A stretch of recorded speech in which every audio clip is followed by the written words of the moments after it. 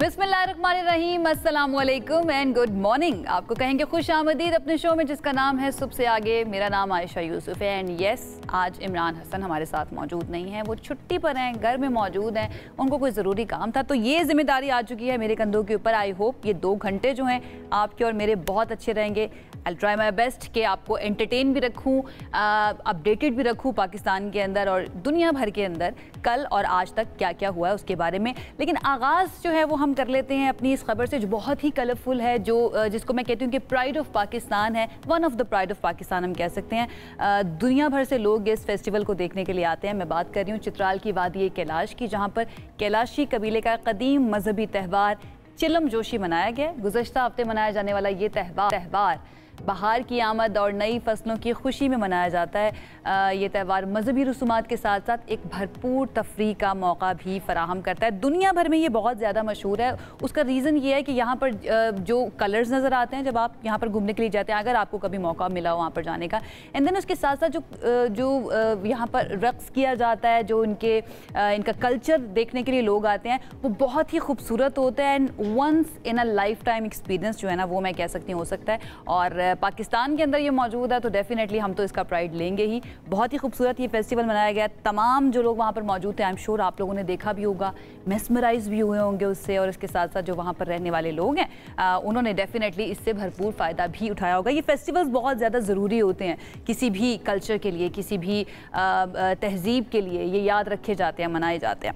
अच्छा जी, मौसम के बारे में बात करना बहुत ज़्यादा ज़रूरी है। कराची, लाहौर, इस्लामाबाद के बारे में ज़रा बताना ज़रूरी है कि कैसा मौसम रहेगा। इसके साथ साथ मुल्क भर में कैसा रहेगा मौसम, ये आपको बता देते हैं। शदीद गर्मी का अलर्ट जारी कर दिया गया। कराची की बात कर लें तो आइंदा 24 घंटों के दौरान कहा जा रहा है कि मौसम गर्म और मरतूब रहेगा। महकमा मौसमियात ही बता रहा है कि शहर में ज़्यादा से ज़्यादा दर्जा हरारत 35 से 37 डिग्री तक रहने का इम्कान है। और ये भी बताया है महकमा मौसमियात ने कि कराची में कम से कम दर्जा हरारत 29 डिग्री सेंटीग्रेड रिकॉर्ड किया गया और आगे भी गर्म और मरतूब रह सकता है। तो तमाम कराची वाले जो इस वक्त देख रहे हैं, आपने अपनी तैयारी जो है वो पूरी रखनी है।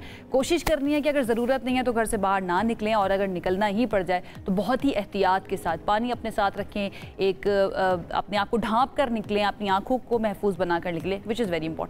अच्छा, शहर की हवा में नमी का तनासुब जो है वो 69% बताया गया है महकमा मौसमियात के मुताबिक कराची में। और ये भी बता रहा है महकमा मौसमियात की कराची में समुद्री हवाएं 11 किलोमीटर फी घंटा की रफ्तार से चल रही हैं। खबरदार किया है कि मुल्क के बेशतर मैदानी इलाके 4 रोज़ शदीद गर्मी की लहर के ज़ेरे असर रहेंगे। और ये हमने पिछले हफ्ते भी देखा था, शदीद गर्मी की लहर थी एंड देन सडनली मौसम चेंज हुआ और थोड़ी सी बारिश भी हुई थी, आंधी भी हमने देखी थी। आज से कहा जा रहा है कि 24 मई के दौरान सिंध, जनूबी पंजाब और बलूचिस्तान में दिन का दर्जा हरारत मामूल से 6 डिग्री सेंटीग्रेड ज़्यादा रहने का इम्कान है। और इस दौरान वस्ती और बलाई पंजाब की बात कर लें, इस्लामाबाद की, खैबर पख्तूनख्वा, कश्मीर और गिलगित बल्तिस्तान में दर्जा हरारत मामूल से 5 डिग्री ज़्यादा रह सकता है और 5 से 7 डिग्री तक रहने की तवक्को जाहिर की जा रही है। तो ये बहुत ज़रूरी था, ये बड़ा आप लोगों को बताना, ताकि आप अपनी तैयारी जो है ना वो पूरी रख सकें। और इस तरह का मौसम हो चुका है, क्या देर के लिए घर से बाहर निकलते हैं, आपके सर पे धूप लगती है एंड देन मैंने लोगों को बीमार होते हुए भी देखा है, तो अपना बहुत ज़्यादा आपने ख्याल रखना है। अच्छा, गर्मी के दौरानिया भी चेंज हो रहा है, मौसम का दौरानिया चेंज हो रहा है और क्लाइमेट चेंज की वजह से आपको पता है दुनिया भर के अंदर जो तब्दीलियाँ आ रही हैं। अगली खबर हमारी उसी के बारे में है कि अर्जेंटीना आने वाले सयाह जो हैं वो हैरत से देख रहे होते हैं जब पेरिटियो मोरिनियो ग्लेशियर के सामने से बर्फ़ के द्यो हेकल टुकड़े टूट कर गिरते थे। लेकिन हाल ही में जो बर्फ़ के टुकड़े टूट रहे हैं, जिस अमल को कैल्विंग कहा जाता है, इसका हजम इंतहाई ज़्यादा हो चुका है और ये हम दिखा भी रहे हैं आपको। आप देख भी सकते हैं कि मकामी रहनुमा और ग्लेशियर के माहिरीन शदीद तशवीश में मुब्तला हो चुके हैं। आपको पता है ना, इस तरह की खबरें भी आ रही हैं कि क्लाइमेट चेंज की वजह से जो अंटार्कटिका वाला सारा हमारा कॉन्टिनेंट है, इसके साथ साथ ये जो हम आपको दिखा रहे हैं अर्जेंटीना का, यहाँ पर बर्फ़ बहुत ज़्यादा तेज़ी से पिघल रही है और उसकी रीज़न ये है कि ग्लोबल वार्मिंग बहुत ज़्यादा बढ़ रही है। अब इस ग्लोबल वार्मिंग के लिए क्या किया जा सकता है, इसके लिए दुआ ही की जा सकती है और अपने तौर पर कोशिश की जा सकती है कि भाई हम कम से कम कंट्रीब्यूट करें क्लाइमेट चेंज के अंदर, क्योंकि हमारी आने वाली, हम तो गुजार ही रहे हैं, हमारे ऊपर ये असरात आना शुरू हो चुके हैं। हमें अपनी आने वाली नस्लों के बारे में सोचना है, हमें अपने फ्यूचर के बारे में सोचना है।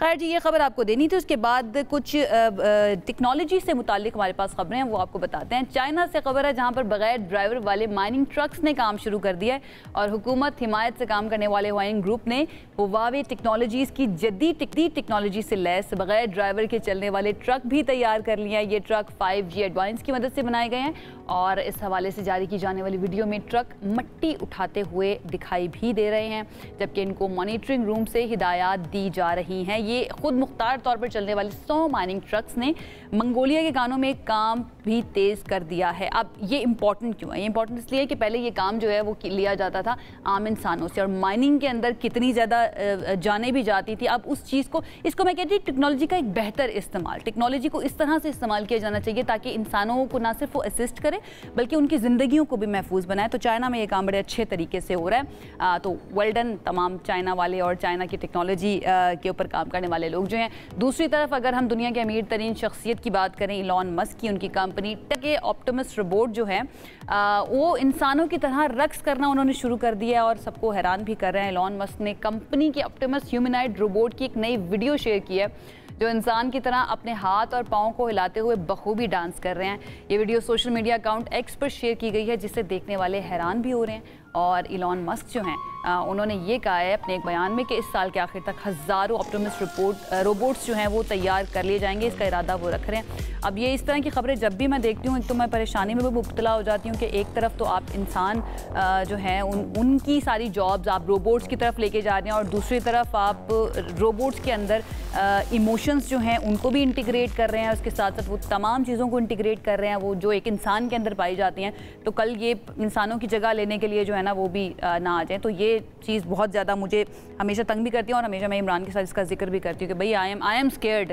फ्यूचर को देखते हुए और इन रोबोट्स और इस टेक्नोलॉजी को देखते हुए।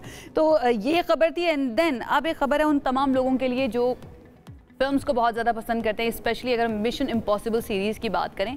आप तमाम लोगों को पता होगा जो पसंद करते हैं टॉम क्रूज़ को कि हॉलीवुड के जो स्टार हैं टॉम क्रूज़, उनकी मिशन इम्पॉसिबल 8 ने अमेरिका में रिलीज़ से पहले ही $12 मिलियन कमा लिए हैं। जी हाँ, $12 मिलियन। मीडिया रिपोर्ट ये बता रही हैं कि मिशन इम्पॉसिबल इब्तदाई तौर पर 5 ममालिक में रिलीज़ की गई है जिसमें जापान शामिल है, कोरिया शामिल है, ऑस्ट्रेलिया है, इसके साथ साथ न्यूजीलैंड और भारत भी शामिल है। ये फिल्म अमेरिका समेत दुनिया के बेशतर ममालिक के सिनेमाघरों में 23 मई को रिलीज़ की जाएगी, जबकि चीन में इसकी रिलीज़ 30 मई को होगी, जिसे एक कामयाबी भी समझा जा रहा है। मिशन इम्पॉसिबल 8 यानी द फाइनल रेकनिंग ने इब्तदाई तौर पर 5 ममालिक में 17 मई को रिलीज़ की गई है जिसने बॉक्स ऑफिस पर रिकॉर्ड तोड़ बिजनेस भी किया है। This is going to be the last film of this series. Impossible की ये लास्ट मिशन होगा उन हीरो का, उसके बाद कोई मिशन नहीं होगा। ये 90s के अंदर सीरीज़ शुरू हुई थी और तमाम देखने वाले जो इसको पसंद करते हैं, इस सीरीज़ को बहुत ज़्यादा जिन्होंने प्यार दिया है, जो टॉम क्रूज़ को बहुत ज़्यादा पसंद करते हैं, वो बहुत मिस करने वाले हैं इस सीरीज़ को। फाइनल रेकनिंग जो है अभी ये रिलीज़ नहीं हुआ, चंद ममालिक में हुई है लेकिन बाकायदा तौर पर इसकी रिलीज़ अभी तक नहीं हुई है। तो तमाम जो पसंद करते हैं वो जा सकते हैं देखने के लिए ईथन हंट को वन लास्ट टाइम उनके लास्ट मिशन के ऊपर अपना मिशन कंप्लीट करते हुए। तो this is going to be epic क्योंकि इसके बाद I don't know Tom Cruise को हम कौन सी मूवी के अंदर या कौन सी सीरीज़ के अंदर देखेंगे। ये उनकी लास्ट सीरीज़ होने वाली, लास्ट फिल्म होने वाली है इस सीरीज़ की। ठीक है जी, आगे बढ़ जाते हैं। पाकिस्तान वापस आते हैं और पाकिस्तान से रिलेटेड थोड़ी सी खबरें ज़रा आपको देते हैं। आपको पता है कि बजट बहुत ही करीब आ चुका है और इस सिलसिले में पॉलिसीज़ बनना भी शुरू हो चुकी हैं। कुछ हमें एग्जैजरेशन भी मुख्तलिफ जगहों पर नज़र आती है, लेकिन एक चीज़ बहुत ही ज़्यादा क्लियर थी और उसके ऊपर बहुत ज़्यादा काम भी हो रहा था, वो ये कि नॉन फाइलर जो हैं उनको अब टैक्स नेट के अंदर किस तरह से लेकर आना है। अब उसके लिए मुख्तलिफ फैसले किए गए। क्या होगा? नॉन फाइलर्स अब घर भी नहीं खरीद सकते, गाड़ी भी नहीं खरीद सकते, प्लॉट भी नहीं खरीद सकते, कोई मालियाती लेन देन भी नहीं कर सकेंगे, क्योंकि ज़रा ये बता रहे हैं कि आइंदा बजट में नॉन फाइलर्स पर मज़ीद सख्तियाँ होंगी। जी हाँ, तमाम जो देखने वाले हैं जिनके पास NTN नंबर नहीं है, जो फाइलर नहीं है, आपके लिए काफ़ी बड़ी मुश्किल होने वाली है। इससे पहले कि ये मुश्किल बढ़ जाए, जाके अपने आप को फाइलर बनवा लें, टैक्स नेट के अंदर आ जाएं। टैक्स सिस्टम जो है उससे नॉन फाइलर की कैटेगरी ख़त्म करने पर काम किया जा रहा है। इससे पहले माजी में हमने देखा था कि नॉन फाइलर के लिए अलहदा कैटेगरी, अलहदा स्लैब्स रखी जाती थी, थोड़ा टैक्स ज़्यादा होता था, बट स्टिल फिर भी वो डॉक्यूमेंट्स के अंदर मौजूद होते थे। लेकिन अब वो मौजूद नहीं होंगे, तो तमाम देखने वाले, तमाम नॉन फाइलर जो हैं you have to get ready कि अब आप घर अगर ख़रीदना चाहते हैं, गाड़ी ख़रीदनी चाहते हैं तो आप नहीं ख़रीद सकेंगे अनटिल आप फाइलर बन जाए।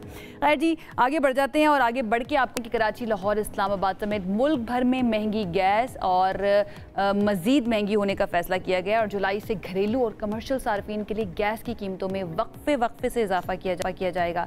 ज़रा ये बता रहे हैं कि गैस की कीमतों में इजाफा IMF को कराई गई हुकूमती यकीन दहानियों का हिस्सा है। जी जनाब, मज़ीद महंगी होने वाली है गैस। IMF के साथ जो मुज़ाकरात हुए थे और रिसेंटली जो हमें एक नई किस्त मिली है उसके अंदर ये फैसला किया गया है कि जी एक तो गैस को मज़ीद महंगा किया जाएगा, इसके साथ साथ जो हाँ अगर हम गाड़ियों की बात करें, इंपोर्टेड गाड़ियाँ, उनके ऊपर भी बात की गई है कि उसके ऊपर टैक्स कम किया जाएगा सो दैट उनकी इंपोर्ट बढ़ाई जा सके। इसके ऊपर बाकायदा हमने एक सेगमेंट करना है, तो गेट रेडी फॉर दैट, उसके डिटेल में उसके ऊपर हम बात करेंगे। तो हमारा जो ये बजट होने वाला है या अभी तक जो पॉलिसीज़ बन रही है हमारी इकॉनमी से रिलेटेड, वो हाईली इन्फ्लुएंस्ड हैं बाय IMF। अब इससे निकलना किस तरह से है, हम के ऊपर ट्रांसमिशंस होंगी, इसके ऊपर सारी डिस्कशंस जो है ना वो आपके सामने रखेंगे। तो ये कुछ इंटरेस्टिंग हमने सोचा आपके साथ शेयर करें। बाकायदा बढ़ जाते हैं हमारे पहले सेगमेंट की तरफ, जिसके अंदर हमारे साथ गेस्ट भी मौजूद होंगे और वो है पाकिस्तान की सियासत, क्योंकि एक मरतबा फिर एक नया मोड़ हमें नज़र आ रहा है पाकिस्तान की सियासत के अंदर। तहरीक इंसाफ ने दीगर अपोजिशन जमातों के साथ मिलकर एक बहुत ही बड़ा और बड़ा अहम फैसला कर लिया, और वो ये है कि कौमी असम्बली में वज़ीर-ए-आज़म शहबाज शरीफ और स्पीकर अयाज सादिक के खिलाफ तहरीक अदम एतमाद पर गौर शुरू हो गया। जी हाँ, PTI जो इस वक्त सोलो फ्लाइट पर है, बहुत ज़्यादा दीगर अपोजिशन जमातें उनके साथ मौजूद नहीं हैं। JUIFA ने भी मना कर दिया था कि उनके साथ वो इत्तेहाद नहीं करेंगे, कोई एक अलाइंस नहीं बनाएंगे।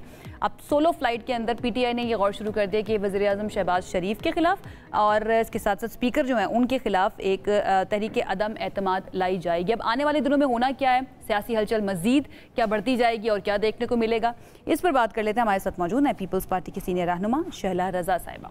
शहला साहिबा, थैंक यू में ज्वाइन करने के लिए। आई होप आप ठीक ठाक होंगी, खैरियत से होंगी। सबसे पहले ये जो PTI ने फैसला किया है कि वो एक तहरीक अदम एतमाद लेकर आएगी वज़ीर-ए-आज़म शहबाज शरीफ और जो स्पीकर हैं अयाज सादिक, उनके खिलाफ, आपको क्या लग रहा है कि आने वाले दिनों में इसके ऊपर मज़ीद काम हो सकता है? ये जो सियासी हलचल हमें नज़र आ रही है, ये मज़ीद बढ़ सकती है?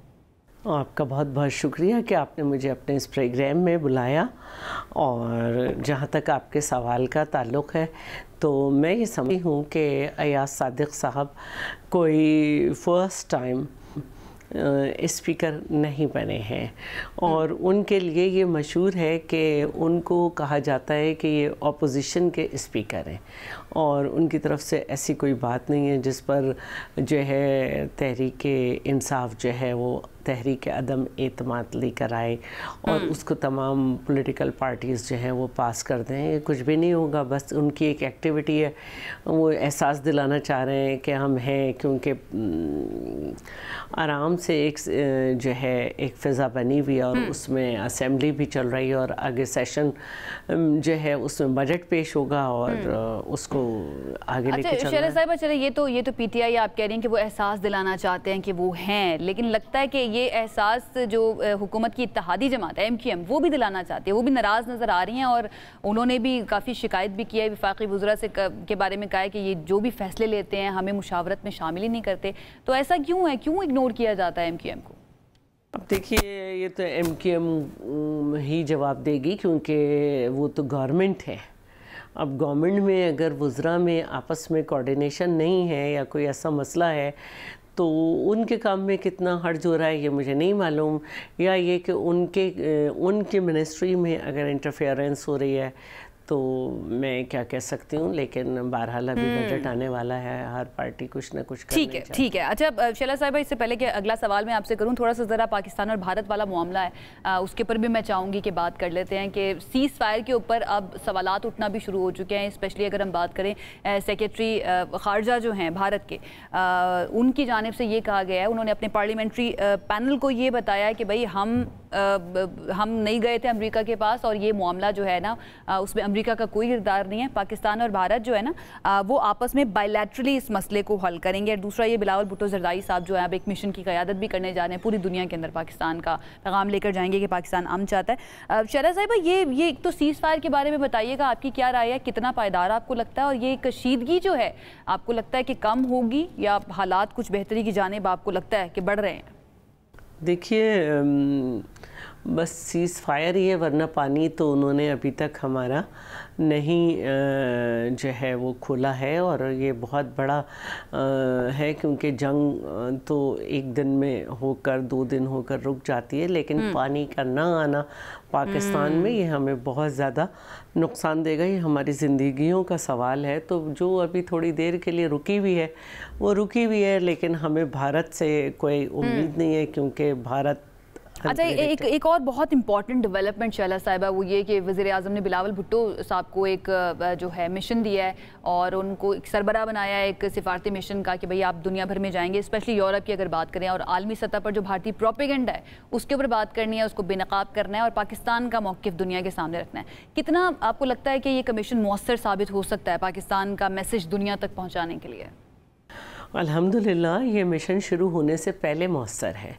और बरतानिया के डेविड लेमी जॉइंट सेक्रेटरी आए हुए थे और उन्होंने भी कहा कि कोई सबूत नहीं मिला। इसके अलावा पूरी दुनिया में इस बात पर बात हो रही है कि पाकिस्तान ने बहुत तहम्मुल से, ज़ब्त से और हिकमत अमली से जो है जवाब दिया। पहले उस पर पहले पानी बंद किया गया, फिर अटैक हुआ और जिसको उसने काउंटर किया, फिर 80 ड्रोन गिराए गए जिन्हें न्यूट्रलाइज़ किया, और उसके बाद जब हमला हो गया बाकायदा तो उसके बाद पाकिस्तान ने जवाब दिया। तो पाकिस्तान की हिकमत अमली को सब सराह रहे और पाकिस्तान ये साबित कर रहा है अपने हिकमत अमली से कि पाकिस्तान कोई जंगी जुनून में मुब्तला मुल्क नहीं है, बल्कि एक अमन पसंद मुल्क है। हमने मुसलसल टेररिज्म सहा है और ये भी जो है ये वॉर नहीं था, ये टेररिज्म था जिसमें निहत्त शहरियों को निशाना बनाया गया और पानी अभी तक। अच्छा शैला साहब, एक और इम्पॉर्टेंट पॉइंट है, ये कमीशन जो तश्कील दिया गया है इसमें पीपल्स पार्टी को बड़ी अहमियत दी गई है। बिलावल भुट्टो ज़रदारी एक तो क़यादत करें एंड देन शीरी रहमान साहिबा भी इसके अंदर मौजूद हैं।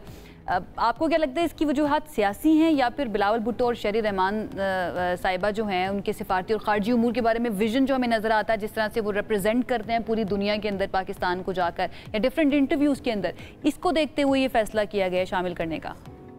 एक तो सबसे पहली बात यह है कि बिलावल भुट्टो जो हैं वो पहले भी वज़ीर ख़ारजा रहे और एज़ वज़ीर ख़ारजा उनको बहुत ज़्यादा पसंद किया गया कि उन्होंने ख़ारजी अमूर बेहतरीन चलाए और दुनिया के कौमर तरीन वज़ीर ख़ारजा की हैसियत से वो नुमायाँ रहे। अब जो जंगी हालात थे उसमें भी पाकिस्तान पीपल्स पार्टी ने अपना भरपूर किरदार अदा किया और हर वो महाज जहाँ पे बिलावल साहब संभाल सकते थे उन्होंने संभाला और पाकिस्तान का एक मजबूत मौक़िफ़ पेश किया।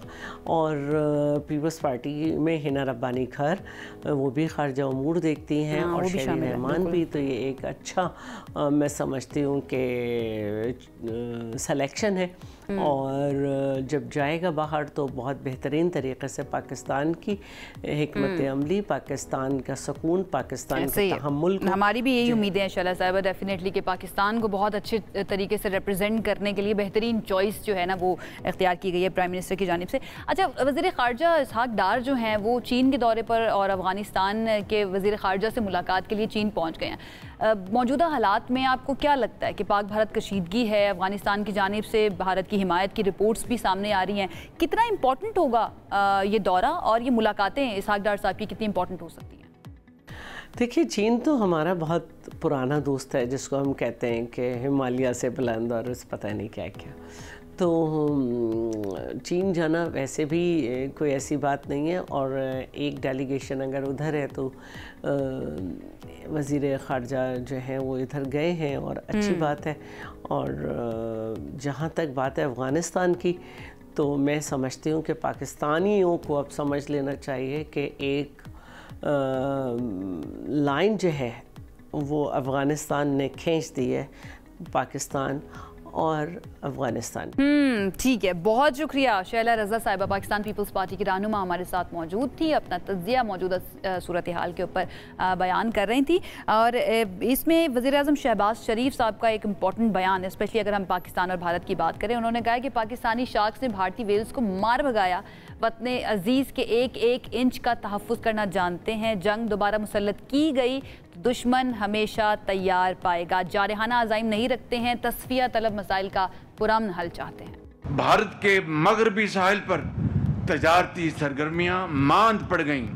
हमारी शाख्स ने हिंदुस्तानी वेल को मार भगाया। जी, प्राइम मिनिस्टर का बयान आपने सुना। उन्होंने कहा कि हमारी शार्क्स ने भारतीय वेल्स को मार भगाया। उन्होंने बेसिकली नेवी और नेवी का किरदार जो रहा है इस कॉन्फ्लिक्ट के दौरान उसको अप्रिशिएट किया, विच वाज वेरी इंपॉर्टेंट और बहुत अच्छा भी रहा था। और आपको याद है ये कहा गया था कि when you think about the silent guy, ये याद रखिएगा कि हम एक्शन पर बिलीव करते हैं, बात करने पर बिलीव नहीं करते। DGISPR की जो प्रेस कॉन्फ्रेंस थी उसके अंदर ये बहुत ही वायरल भी हुआ था और लोगों ने बहुत ज़्यादा पसंद भी किया था। तो ये इंपॉर्टेंट बयान था, आपके साथ शेयर करना था। एक ब्रेक की तरफ जाते हैं, ब्रेक से वापस आएंगे तो पाकिस्तान के अंदर जो टेक्नोलॉजी है वो किस तरफ जा रही है और इस सिलसिले में फोरकास्टिंग क्या की जा रही है, इस पर बात करेंगे एक ब्रेक के बाद। साथ रहिए। Welcome back once again. Break पर जाने से पहले मैंने आपको बताया था कि हम बात करेंगे कि पाकिस्तान में IT के शोबे के अंदर कितना पोटेंशियल मौजूद है, विच वी नो कि बहुत ज़्यादा पोटेंशियल है, लेकिन उस पोटेंशियल को किस तरह से यूटिलाइज़ किया जाए, कैसे काम के अंदर लेकर आया जाए, ये बहुत ज़्यादा ज़रूरी है। और ये सवाल भी है कि क्या इस पर काम किया जा रहा है या नहीं किया जा रहा है। लेकिन अच्छी खबरें आ रही हैं और एक खुशाइन दौर करार दिया जा रहा है पाकिस्तान के अंदर IT के फ्यूचर को। वफाकी वज़ीर बराए IT हैं शिज़ा फातिमा, उन्होंने एक बयान में इंकशाफ किया कि आइंदा चंद सालों में IT में $70 करोड़ से ज़ायद की सरमायाकारी मुतवक्किल है, जो मुल्क की मईशत और डिजिटल इकोसिस्टम के लिए एक बहुत बड़ा संग मील होगा। अब इसके लिए कौन कौन से फैक्टर्स होते हैं जिनको मद्देनज़र रखते हुए ये फोरकास्टिंग की जाती है, इसके ऊपर हम बात करेंगे।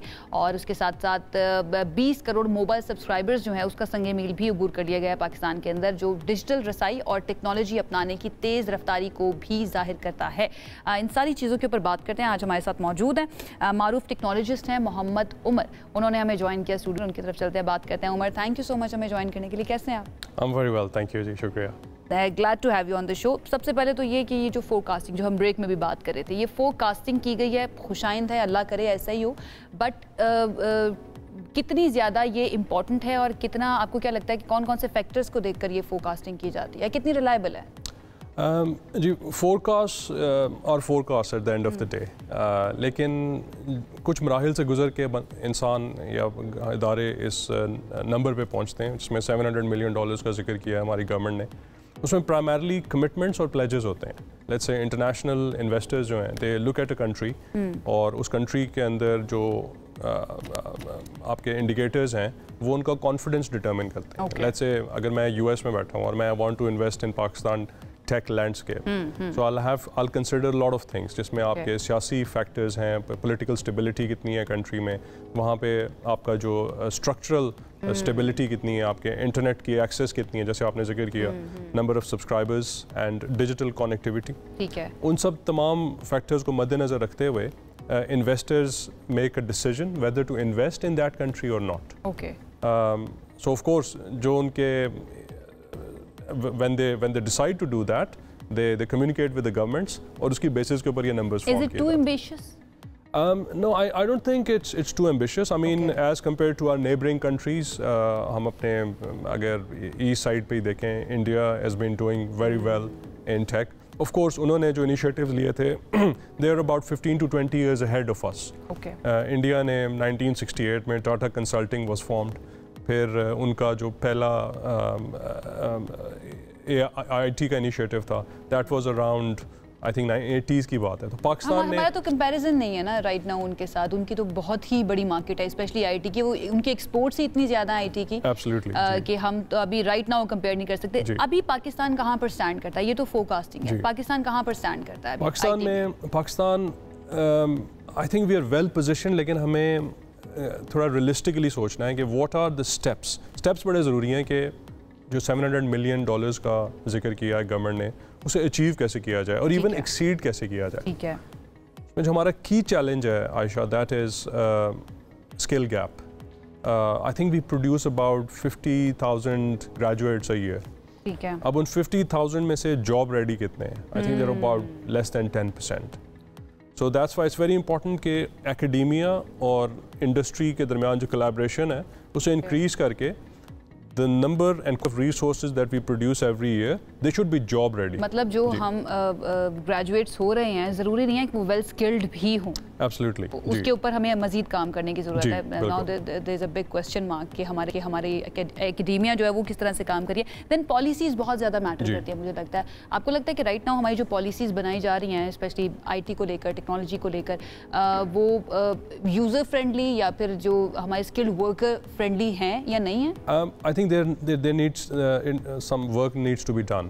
अभी we not at that stage. अभी जो इंटरनेशनल परसेप्शन है पाकिस्तान की वो ये है कि आपकी जो कैपिटल रिपैट्रिएशन है वो बहुत डिफ़िकल्ट है, फिर आपकी जो फॉरेन करेंसी कंट्रोल्स हैं वो बहुत स्ट्रिंजेंट हैं, फिर आपके पास इस तरह के इंटरनेशनल बैंकिंग चैनल्स नहीं हैं कि money can flow back and fourth into Pakistan. तो इन तमाम चीज़ों को मद्देनज़र रखते हुए अभी जो हमारा इन्वायरमेंट है वो इतना फ्रेंडली नहीं है, लेकिन I think we are getting there slowly and gradually. Government realises के आईटी हमारा ट्रम्प कार्ड है like any other country, so IT और टेक के ऊपर इन्वेस्टमेंट करना, there is no second opinion on that. इसके ऊपर जब भी हम बात करते हैं सबसे मोस्ट इम्पॉर्टेंट थिंग, बुनियादी ज़रूरत इंटरनेट होता है, ठीक है, और उसके भी चैलेंजेस हैं हमारे मुल्क के अंदर, हमें पता है, उसकी स्पीड के ऊपर काफ़ी बातें होती रहती हैं। व्हाट यू थिंक, जब भी कोई इन्वेस्टर इन चीज़ों को देखता है तो वो कितना ज़्यादा इन्फ्लुएंस होता है किसी भी मुल्क के अंदर इन्वेस्ट करने के लिए जब इन फैक्टर्स को देखता है? जी एब्सोल्युटली, जैसे मैंने जिक्र किया कि जो आपके स्ट्रक्चरल फैक्टर्स हैं दे आर वेरी इंपॉर्टेंट, और उसमें सबसे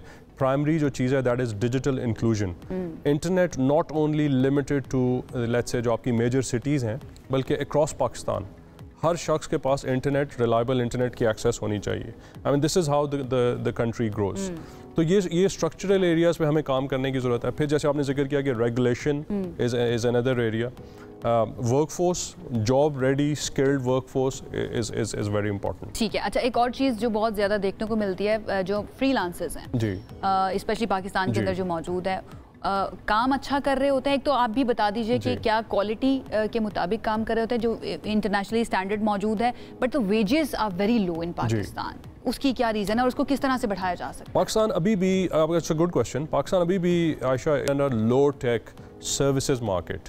आई मीन टेक्नोलॉजी में भी आपकी लेयर्स होती हैं, यानी कि we are at the low tech में लेट्स से आपकी मंडेन चीज़ें आ गई, इस तरह के हाई टेक काम नहीं जिसमें वेब सर्विसेज हैं, वेब डिज़ाइन है, सर्विसेज रिलेटेड इंडस्ट्री है।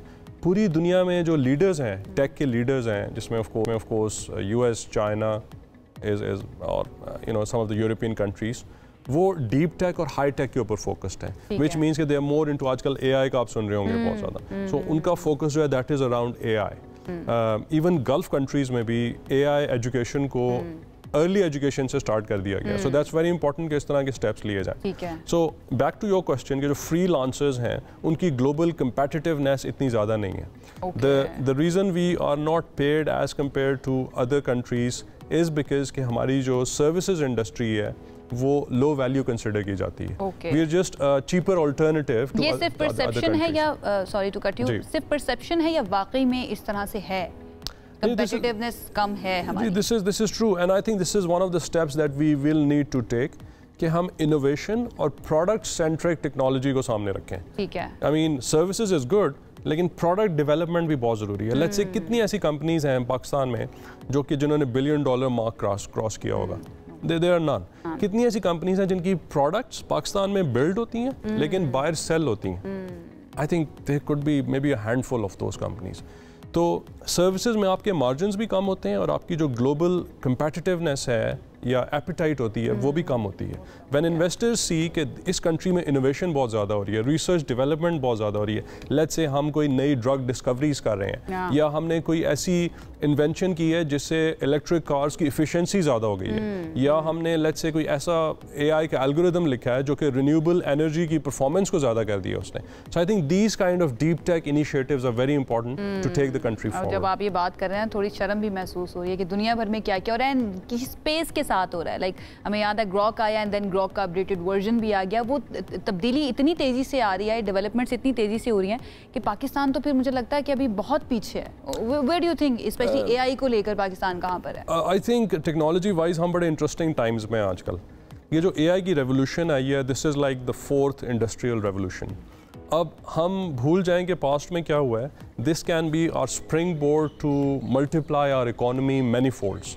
इट्स जस्ट कि we need to take the right steps. आपने ग्रॉक का जिक्र किया और दूसरे जितने AI मॉडल्स हैं, तो वो अब क्या करते हैं कि they enable you to create innovative use cases और products in a matter of days and weeks. Traditionally अगर मुझे लेट्स से कोई स्पेस क्राफ्ट बनाना था तो स्पेस क्राफ्ट के लिए अगर 2 साल चाहिए थे, तो अब with the new technologies the time has shrunk to 2 months. और हम इसको स्मार्टली यूज भी कर सकते हैं कि अब आ तो चुका है तो इसको हम अपने उसके लिए इस्तेमाल करें। अच्छा, लास्टली ये जो 20 करोड़ मोबाइल सब्सक्राइबर्स का संगे मील है, ये कितना इंपॉर्टेंट है and what do you think, क्या चेंज लाएगा ये? जी, अब जैसे मैंने जिक्र किया कि डिजिटल इंक्लूजन बहुत ज़रूरी है और उसके लिए ऑफ कोर्स हमारी mobile connectivity, internet connectivity is very important. बल्कि दुनिया के कई ममालिक में ये रिसर्च हुई है कि क्या साफ़ पीने का पानी ज़्यादा ज़रूरी है इंसान के लिए या इंटरनेट ज़्यादा ज़रूरी है। तो उसमें यानी कि कई लोगों ने वर्डिक्ट ही दिया कि इंटरनेट ज़्यादा ज़रूरी है, क्योंकि इंटरनेट की मौजूदगी से आप पानी साफ करने के तरीके ढूंढ लेंगे and then you can be self sufficient. So that's why digital inclusion and connectivity is very important. और इन द एंड कुछ ये भी बता दें, जो यंगस्टर्स इस फील्ड के अंदर, आईटी के अंदर आना चाहते हैं, वेयर डू दे स्टार्ट और कौन कौन सी फील्ड्स को उन्हें चूज करना चाहिए? क्योंकि फोकास्टिंग तो बहुत अच्छी है, तो इसका मतलब है स्कोप भी बहुत ज़्यादा। आजकल सेल्फ लर्न करने की बहुत बड़ी अपॉर्चुनिटी है, more than of course universities और जो आपके इंस्टीट्यूट सिखा रहे हैं, दैट इज़ वेरी गुड, उनका एक स्ट्रक्चर हमारा बहुत ज़रूरी है। लेकिन सेल्फ लर्न यूट्यूब के ऊपर और बेतहाशा गूगल के इस तरह के रिसोर्सेज मौजूद हैं कि आप खुद सीख सकते हैं। ठीक है। और ऐसे टूल सीखें जो कि AI रेलेवेंट हैं। अपनी जो let's say traditional old outdated information को अनलर्न करें and try to learn new tools. ये अनलर्न वाली आपने बहुत अच्छी बात बोली है। लर्न करना मुझे लगता है आसान है, अनलर्न करना बहुत ज़्यादा मुश्किल होता है। Thank you so much Umar, बहुत अच्छा लगा आपसे बात करके। Thank you so much for joining in the show. तो जनाब, तमाम वो लोग, तमाम यंगस्टर्स जो IT के अंदर अपना करियर बनाना चाहते हैं, सिर्फ एकेडेमिया के ऊपर आपने रिलाई नहीं करना है, उसके साथ साथ सेल्फ लर्निंग के ऊपर बहुत ज़्यादा फोकस रखना है, स्किल्ड होना है, ये बहुत ज़्यादा ज़रूरी है। और अपना परसेप्शन जो दुनिया भर के अंदर पाकिस्तान का इतना ज़्यादा अच्छा नहीं है, स्पेशली IT को लेकर, उसको मज़ीद बेहतर करने की ज़रूरत है। इंशाल्लाह आगे जो है ना अच्छा टाइम आने वाला है। एक ब्रेक की तरफ जाते हैं, ब्रेक से वापस आएंगे तो मज़ीद बात करेंगे, साथ रहिए। Welcome back once again. गर्मी का मौसम है और गर्मी का मौसम अपने साथ सेहत के कई मसाइल भी लेकर आता है, हमें पता है। और आपको ये भी पता है कि हम अपने इस शो के अंदर आपकी सेहत के बारे में भी बात करते हैं और आपका ख्याल भी रखते हैं और आपको बताते हैं कि आपने कैसे कैसे अपना ख्याल रखना है। आजकल क्योंकि गर्मी बहुत ज़्यादा है, तो गर्मी के अंदर आपने खाना क्या है, डिहाइड्रेशन से कैसे बचना है, हीट स्ट्रोक से कैसे बचना है, ब्लड प्रेशर जो बहुत ऊपर नीचे होता रहता है, एंड देन उसके बाद हाजमे के बहुत ज़्यादा इश्यूज़ होते हैं, उसके अंदर क्या क्या आपने करना है। तो हमने सोचा कि इस सेगमेंट को हम ऐसे डिज़ाइन करें कि आपको इन सब चीज़ों के जवाब भी मिल जाएं, हम भी सीख लें, आप भी सीख लें, और इसके साथ साथ थोड़ी सी ज़रा गपशप भी हो जाए। डॉक्टर रूबिया उस्मान हमारे साथ मौजूद है, अक्सर हमारे शो के हैं, लेकिन आज काफ़ी अरसे के बाद आई हैं, तो उनसे ज़रा जानते हैं कि वो गायब कहाँ पर थी और मैंने सुना है कि बीमार थी, तो इसके बारे में बात करते हैं। अस्सलाम वालेकुम, कैसी हैं आप? Thank you for having me Ayesha, thank you so much. How are you now? I am good, thank you. हुआ क्या था? Just normal common seasonal common cold flu. असल में we work in such a highly infectious environment, तो हम कुछ ना कुछ तोहफे घर लेकर आते रहते हैं। एग्जैक्टली। तो ये आप फिर बिल्कुल सही शख्सियत है ये बताने के लिए कि क्या करना चाहिए, स्पेशली इस तरह के माहौल के अंदर। गर्मी बहुत ज़्यादा है, क्या करें, क्या खाए पिए या क्या निकाल दें अपनी डाइट से? देखिए, so this we funnily enough हमने विंटर में भी ये शो किया था कि डाइट इन विंटर कैसे चेंज होती है। तो हमने ये बात की थी कि विंटर में जैसे आपका बड़ा दिल करता है हलवे खाएं, मजे मजे की चीज़ें खाएं, लाइक हैवी फूड हो, पराठे हो, इस तरह की चीज़ें हो। लकीली फॉर अस हमारे यहाँ इतनी अन्नी मचा के गर्मी पड़ती है कि हमारा गर्मी में वैसी भूख नहीं लगती, आपका वैसे ही कुछ नहीं दिल करता खाने का। जो खाने वाले होते हैं ना, वो गर्मियों में भी ये सब खा रहे होते हैं। अच्छा, I am really surprised that you said that, but don't do that. So these are the foods to avoid. So the rule of the thumb is कि you should have light refreshing meals and you should have smaller frequent meals। तो बजाय इसके कि आप heavy मील खाएं जो आपके दिमाग और दिल पे और सर पे बैठा रहे, आप लाइट सा मील लें, आप हल्का फुल्का खाएं, लीन प्रोटीन्स खाएं, that means fish, chicken, grains, दालें are really good friends to have at this time. आप दालों को as a soup form, as a सालन फॉर्म और एज अ सैलड फॉर्म, तीनों फॉर्म से बना सकते हैं। इन चीज़ों को एक्सप्लोर करें, and obviously fruits and vegetables goes without saying. अच्छा, जो ऑयली चीज़ें होती हैं वो डेफिनेटली तो वैसे भी अच्छी नहीं होती, लेकिन क्या गर्मी के अंदर इनके ये ज़्यादा डेंजरस हो जाती हैं बॉडी के लिए? So things like nihari pi are an absolute no-no. This is very important and I have to say this क्योंकि मैं बड़ी निहारी पाई की बात आती है ना, मुझे प्लेट्स याद आ जाती हैं जिसके अंदर हम खाया करते थे। And I am surprised at the fact that nobody knows this. So the concept is कि somehow or the other you can have this throughout the year. ऐसा बिल्कुल नहीं है। Oily foods, चिकनाई वाला खाना, heavy meats will always cause more problems. Heavy meals will cause more problems. जो दिल के मरीज हैं वो आपको ये बताएंगे कि जब हम पेट भर के, जो अंजाना के पेशेंट्स हैं, जब पेट भर के खाना खाते हैं, हेवी मील खाते हैं, तो तबीयत ज़्यादा खराब होती है। तो this is the little clues which tell us कि नॉर्मल डाइट इंसानों की कैसी होती है। जो एक और बहुत ज़रूरी बात है वो ये है कि फ्रूट्स, सो फ्रूट्स में for example watermelon is my favourite.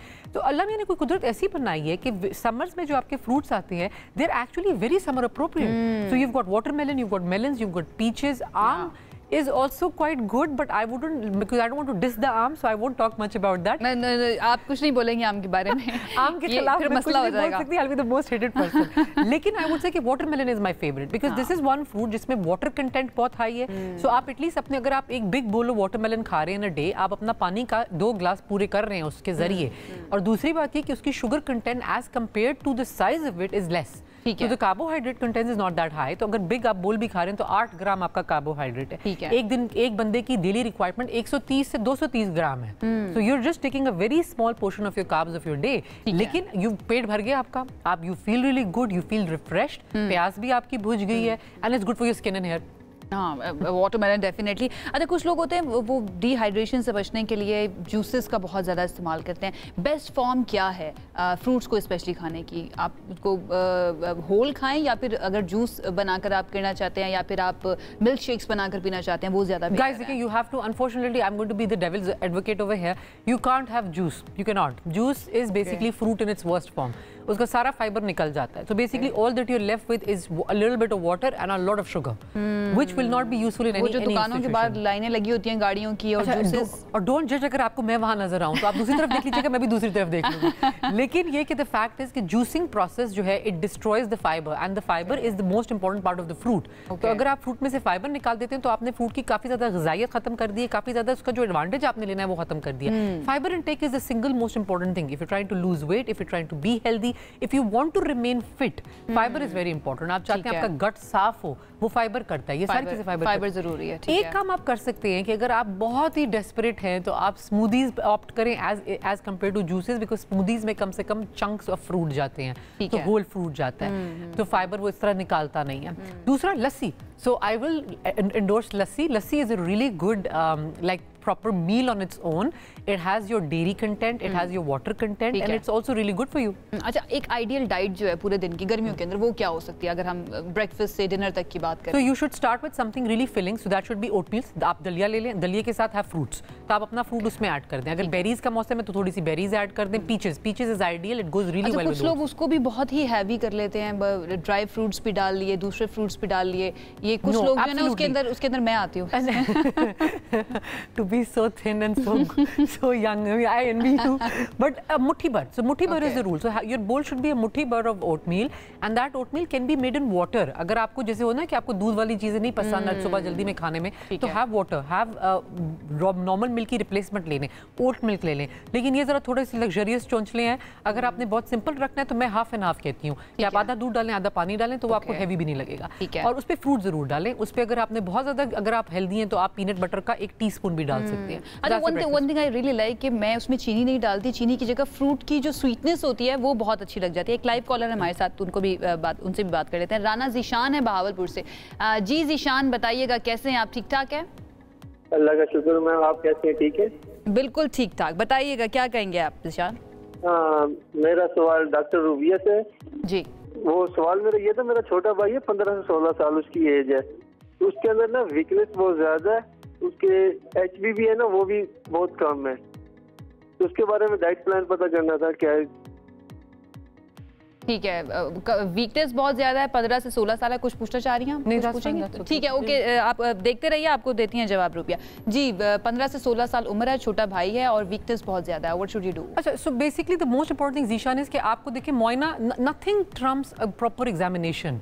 मैं ये पेशेंट्स को बहुत ज्यादा एजुकेट करती हूँ. देखिए, अगर आपको डॉक्टर ने मुआयना नहीं किया ना तो उसने अपनी रोजी रोटी हलाल नहीं की. ये बात बहुत जरूरी है. अगर आपका डॉक्टर जो आपको सिर्फ बातें करके गप्पे मार के भेज रहा है तो there something wrong over there. They should be able to examine you. So examination और मुआयना is the single most important thing. Kamzori is a terminology that can mean nothing. That it could be just something like habitual or it could mean something very significant. और ये differentiate करने के लिए बड़ा जरूरी है कि आप in person किसी अच्छे physician के पास ले जाएं. अगर आप मेरे पास आएंगे तो more than likely what we would do is we would do some certain, after talking to you, do certain blood tests just to make sure किसी चीज की कमी ना हो. So hemoglobin की कमी वजह से भी लोग फील करते हैं tired, dizziness, fatigue, lethargy, palpitations, you name it. पूरी लंबी चौड़ी लिस्ट है. अच्छा, इसके अंदर ये भी चीज होती है ना कि कुछ लोग स्किनी होते हैं, वेट गेन नहीं करते, और और लोग उनको कंसीडर करते हैं कि ये वीक हैं। कुछ लोग ऐसे होते हैं जो हेल्दी होते हैं लेकिन अंदर से वीक होते हैं और लोगों को उस चीज़ का पता नहीं चलता। इसके ऊपर हम बात कर लेते हैं। महबूबुर रहमान हमारे साथ अटक से हैं, एक और कॉलर, उनसे भी जानते हैं कि उनका क्या सवाल है। महबूबुर रहमान, बताइएगा क्या सवाल है आपका? जी अस्सलाम वालेकुम। मैंने डॉक्टर साहब से ये चेक करना था कि जो इस तरह की गेम्स हैं जिसमें हम बहुत ज़्यादा एक्सर्ट करते हैं, जिस तरह स्क्वॉश होगी, जिम होगी, लॉन टेनिस हो गया, जब हम ये खेल के आते हैं तो बॉडी बहुत ज़्यादा वार्म अप हुई होती है। तो इशू ये आता है कि फ़ौरन कोल्ड वाटर लें तो आपका गला भी ख़राब हो जाता है और बाकी इस तरह के इश्यूज आपको फेस करने पड़ते हैं। तो what is the procedure how to cool down your body after playing such tough games? Okay, ठीक है Mahbubur Rahman ji. That is my favourite question. Mahbubur Rahman sahab, ये आपने इतना अच्छा सवाल किया, इसके ऊपर तो हम 2-3 दिन इस पे शो कर सकते हैं। So exercise is my favourite thing and I do high intensity interval training और I do really excessive workout. So the most important thing is कि देखिए, आपने सिर्फ हाइड्रेशन का ख्याल नहीं रखना, आपने इलेक्ट्रोलाइट्स का भी ख्याल रखना है। तो ये बहुत जरूरी है, खासतौर पे हमारे मुल्क में जहाँ पे इतना एक्सट्रीम टेम्परेचर है। अच्छा, लोगों को इलेक्ट्रोलाइट्स का पता भी तो नहीं है ना? एग्जैक्टली, नहीं पता कि वो क्या है। पीपल थिंक कि जी we just drinking water is enough, it's not. So you need to, so the rule of thumb, और ये हमें हमारे कम्युनिटी मेडिसिन में रावलपिंडी मेडिकल कॉलेज के डेज में सिखाया गया था कि ORS आप घर पे भी बना सकते हैं। अगर आपको बाजार वाला, डिब्बे वाला, पैकेट वाला नहीं पसंद, make it yourself. 30 seconds. So you need to basically hydrate yourself, and hydration के साथ lukewarm water ले, और banana.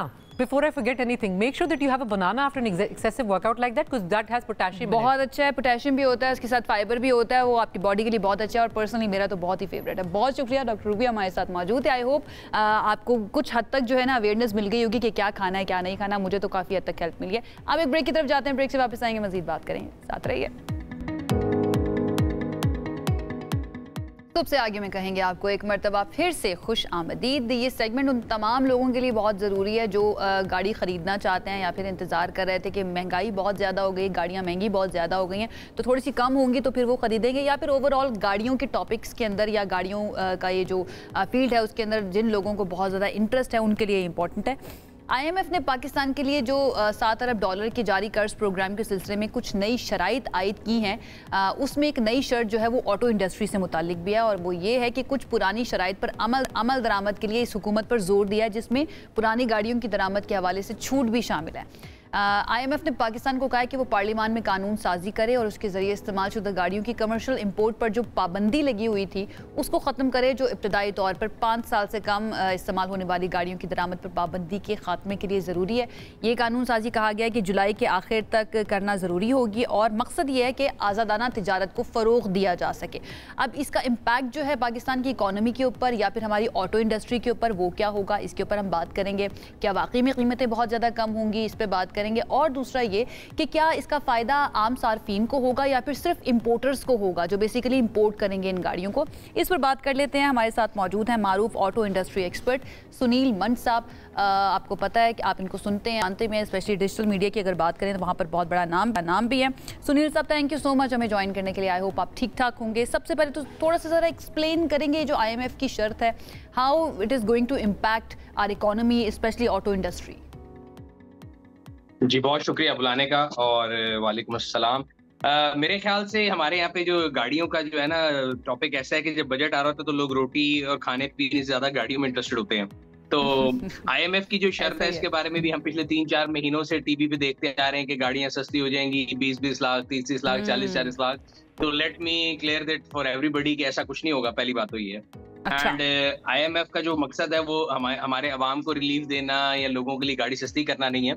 What they are advocating is कि पाकिस्तान ने, वो कहते हैं कि जी आपने दुनिया में फ्री ट्रेड होनी चाहिए, आपने अपनी ऑटो इंडस्ट्री को प्रोटेक्ट करके रखा हुआ है और आपको इसको दुनिया के लिए खोलना चाहिए कि इंपोर्टेड गाड़ी को भी खोल दें। तो अभी जो है मैं और आप अगर एक नॉर्मल पाकिस्तानी है, हम यूज कार इंपोर्ट नहीं कर सकते। सिर्फ वो लोग जो समंदर पार पाकिस्तानी हैं वो अपने घर वालों को गाड़ी भेज सकते हैं, गिफ्ट स्कीम में, ट्रांसफर ऑफ रेजिडेंस में या बैगेज में। इन 3 स्कीमों के तहत गाड़ियां आती हैं। तो अभी आपने इंट्रो में बताया कि वो कह रहे हैं कि commercial import of used car खोल दें। तो मकसद ये है कि एसेंशियली मैं और आप, कोई भी बंदा जो एक जो इदारा होगा गाड़ियां जो बेचने का इदारा, यूज्ड कार डीलर है, वो कमर्शियली तौर पे रजिस्टर करेंगे अपने आप को और गाड़ी को इंपोर्ट कर सकें, बजाय इसके कि उनको कोई एक्सपर्ट को ढूंढना पड़े। उससे इम्पैक्ट एक तो ये आएगा कि इंपोर्टेड गाड़ी जो है उसका आना मार्केट में इजी हो जाएगा और वो इंपोर्टेड गाड़ी कंपटीशन देगी लोकल गाड़ियों को, पहली चीज। दूसरी चीज ये कि उन्होंने कहा जो आपने रेगुलेटरी ड्यूटी लगाई हुई है उसको कम करें। तो गवर्नमेंट ने कहा था जी हम 5 साल में उसको कम करेंगे, जो है ना मरहलावार। बतदरीज जिसको कहते हैं, उन्होंने कहा था हम कम करेंगे। अब वो कितना कम करेंगे, कैसे कम करेंगे, ये तो बजट में ही पता लगेगा। बट इससे कोई बहुत ज्यादा ये नहीं होगा कि जो आपकी लोकल गाड़ी है वो सस्ती हो जाएगी या इम्पोर्टेड भी कोई रेल पेल हो जाएगी। ये इम्पैक्ट बहुत एक तो देर से आएगा, फिर पता लगेगा कि टैक्स क्या लगेगा। अगर आज अपना बिजली का बिल देखें तो उसमें बिजली का 1 यूनिट शुरू होता है 25 रुपए से, फिर उसमें नीलम जेलम, फिर अदर टैक्सेस, फिर फर्दर टैक्सेस, फिर पता नहीं कौन कौन से टैक्स लगते हैं। सिमिलरली अगर वो आरडी को हटा के किसी और नाम से टैक्स लगा दें तो वो भी उनको कोई नहीं रोक सकता। तो it's very early stage to say कि जी 20-20 लाख गाड़ियां सस्ती हो जाएंगी। बिकॉज अगर 20-20 लाख गाड़ियां सस्ती हो जाएंगी तो जो लोकल गाड़ियां बन रही हैं उनमें 52% से ज्यादा जो प्राइस है वो गवर्नमेंट के पास जाती है। ठीक है, government is a share holder for all the आपने अच्छा कि लोकल इंडस्ट्री को तबाह नहीं करना पड़ता। जी, लोकल इंडस्ट्री की आपने खुद बात कर ली, थोड़ा सा इसी पहलू को थोड़ा मजीद खोल लेते हैं कि क्या लोकल इंडस्ट्री बहुत ज़्यादा इफेक्ट होगी अगर ये फैसला किया जाता है इम्पोर्टेड गाड़ियों के ऊपर से पाबंदी हटाने का, उनकी इम्पोर्ट से पाबंदी हटाने का? क्या वाकई में बहुत ज़्यादा इसके ऊपर इम्पैक्ट आएगा? अगर लेटर एंड स्पिरिट उस पर अमल किया जाए, आरडी खत्म की जाए और commercial import of use car खोल दी जाए तो obviously it will be a competition to the new cars. अभी भी पाकिस्तान में अगर आप देखें तो न्यू कार्स की सेल्स को अगर आप देखें, नंबर 1 के ऊपर अगर गाड़ियों की सेल देखें सालाना तो सुजुकी की सेल आती है, नंबर 2 पे कंबाइंड इंपोर्टेड कार सेल आती है, नंबर 3 पे चौथा पांचवा प्लेयर आता है। तो यस इट्स अ कंपटीशन। और अगर असल में वो जो है ड्यूटी कम करते हैं और ये शर्त भी खत्म कर देते हैं सालों वाली और कमर्शियल खोल देते हैं तो फर्क पड़ेगा। और as on the other side local industry का कहना ये है कि अगर आप ये सारा कुछ खोल देंगे तो फिर हमारी जो इंडस्ट्री है वो गाड़ी किसको बेचेगी? बिकॉज इंपोर्टेड कार जो आती है उसमें तो कोई क्वालिटी की स्टैंडर्ड का नहीं पता, वो एक्सीडेंटेड है नहीं पता, वो कितनी माइलेज चली नहीं पता। तो बड़े इफ्स एंड बट्स हैं। That's what I am saying कि आई डोंट थिंक कि बहुत ज्यादा दूध की नदियां बह जाएंगी और मैं लोगों को गलत उम्मीद नहीं देना चाहता। आई डोंट थिंक कि कोई बहुत ज्यादा फर्क पड़ेगा। लेकिन एक आम सारिफ सुनील जो गाड़ी लेना चाहता है लेकिन वो राइट नाउ जो गाड़ियां इस वक्त अवेलेबल हैं जो पाकिस्तान में खरीदी जा सकती हैं वो अफोर्ड नहीं कर सकता, आपको नहीं लगता कि उनके लिए तो थोड़ा बहुत फायदा इस चीज में हो जाएगा कि वो यूज्ड गाड़ी, इंपोर्टेड गाड़ी खरीद सकते हैं? वो आप जो बात कह रहे हैं वो बजा, लेकिन कुछ हद तक कमी तो आएगी फिर भी गाड़ियों की प्राइसेस के अंदर। टैक्स और ड्यूटी कम होगी। ये अपर बैंड की गाड़ियां अगर आप पिछले साल का इंपोर्ट डेटा देखें तो जो लैंड क्रूजर और ये पराडो जो 6-6 करोड़ रुपए की गाड़ियां हैं उस पर 40-50 लाख कम होने से मुझे, आपको, आवाम को कोई फर्क नहीं पड़ेगा। जो लोअर बैंड की गाड़ियां हैं वो इंपोर्ट करके फीजिबल ही नहीं है। आज अगर आप 3 साल पुरानी 660 सीसी ऑल्टो मंगाते हैं या सुजुकी से 0 मीटर लेते हैं, 0 मीटर गाड़ी सस्ती है तो लोअर बैंड को कोई इफेक्ट नहीं होगा। ऊपर वाली गाड़ी अगर सस्ती भी होती है उससे आवाम को कोई फर्क नहीं पड़ेगा। ठीक है। अच्छा सुनील, आपको लगता है कोई ऐसी एक बैलेंस्ड पॉलिसी बनाई जा सकती है जिसमें जो इंटरेस्ट हैं लोकल मैन्युफैक्चरर्स के उनको भी प्रोटेक्ट किया जा सके और उसके साथ साथ ये जो इंपोर्टेड गाड़ियां हैं उसका भी किसी ना किसी हद तक रास्ता बनाया जा सके कि वो भी आती रहें एंड देन लोकल मैन्युफैक्चरर्स जो हैं उनको भी नुकसान ना हो? आपको लगता है कि ऐसी कोई पॉलिसी बनाई जा सकती है या फिर पाइपलाइन में हो?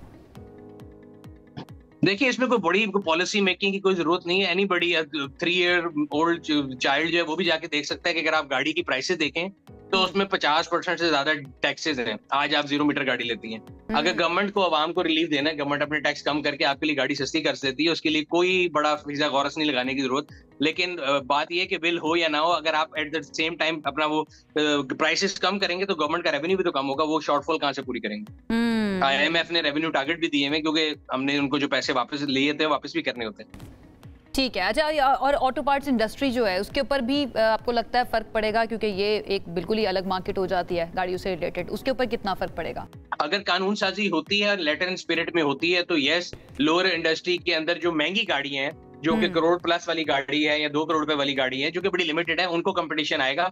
बाकी लोअर बैंड वाली गाड़ियां 1000 CC, 1200 CC, 1300 CC, 1500 CC, again a bad news from, but मैं सच बोलने की हमेशा बात करता हूँ कि 1500 सीसी तक वाले को कोई फर्क नहीं आने लगा। ठीक है। अच्छा, इन द एंड आपकी मौजूदगी से फ़ायदा उठाते हुए ये जो सफ़ेद रंग की गाड़ियाँ होती हैं ये लोगों को बहुत ज़्यादा पसंद क्यों होती हैं? ये ज़रा एक सवाल आया था तो मैंने सोचा आपसे पूछ लूँ कि क्या इसकी रीसेल के अंदर भी फ़र्क होता है, या अगर हम बात करें कि गर्मी बहुत ज़्यादा हो तो उसके अंदर भी बहुत फ़र्क होता है? रीज़न क्या होती है बहुत ज़्यादा ये क्यों सेल होती हैं?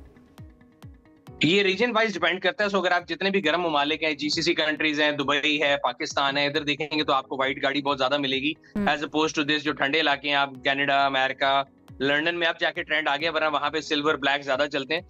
So I think it's with the weather. आज अगर जैसे लाहौर में गर्मी है तो मैंने ऐसा कपड़े पहनने की कोशिश की कि जो आंखों को बहुत ज्यादा आपको चुभे ना। सिमिलरली कार की चॉइस भी आपके कलर जो है वो उससे डिपेंड करते हैं। एंड पाकिस्तान में रीसेल के लिए ब्लैक एंड व्हाइट 2 कलर जो बिकते हैं, बाकी सारे जो उनकी रीसेल स्लो होती है। रीसेल स्लो होती है। ठीक है, बहुत शुक्रिया सुनील मंच साहब हमारे साथ मौजूद थे। ये जो नई अब शराइत आने की बात की गई IMF की जानिब से, उस सिलसिले में अपना एनालिसिस जो है वो पेश कर रहे थे, तो बहुत ज़्यादा खुश होने की ज़रूरत नहीं है अकॉर्डिंग टू सुनील मंच साहब। वो कहते हैं कि बहुत ज़्यादा कोई कीमतें कम नहीं होने वाली हैं, क्योंकि वो नंबर्स वाले आदमी और नंबर्स देख कर वो बात कर रहे हैं। लेट्स सी अब गवर्नमेंट की जानिब से क्या फैसला किया जाता है। लेकिन जो आखिर में हमने बात की वाइट गाड़ियों वाली, आखिर ऐसा क्यों है, लोग बहुत ज़्यादा क्यों पसंद करते हैं? क्योंकि आप कहीं बाहर निकल जाएं, सड़क पर आपको नज़र आए कि बहुत ज़्यादा आपको ना वाइट कलर की गाड़ियां नज़र आती हैं। इसके ऊपर एक पैकेज रेहान भाई ने, हमारे जो रिप्रेजेंटेटिव हैं, उन्होंने तैयार किया है, वो आपको दिखाएंगे। लेकिन एक ब्रेक की तरफ हमें जाना है, ब्रेक से वापस आएंगे तो आपको दिखाते हैं वो पैकेज। साथ रहिए।